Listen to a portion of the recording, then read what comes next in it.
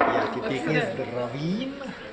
Chtěl jsem se tě zeptat, jaké to dnes bylo na tom zážitkovém semináři. No paráda. Taky to bylo. Já v podstatě vím už teď, že nebudu spát zase celou noc, takže to má své nevýhody, protože jsem nabitá až možná moc, takže bych potřebovala spíš pokračovat, než teď končit. No a nádhera prostě. Cítím jakoby s každým tím seminářem, že ty energie se více otevírají a prostě doporučuji, jako nádhera. A ještě mám jednu otázečku. Tvůj nejlepší zážitek dnešního dne. Nejlepší zážitek dnešního dne. No, zjistila jsem docela podstatnou spojitost. To je takový osobní zážitek.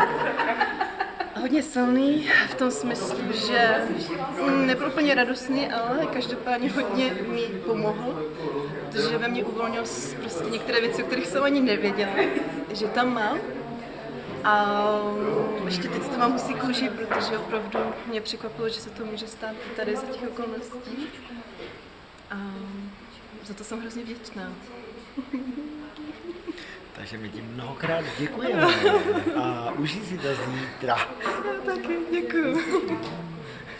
No, to chtěl.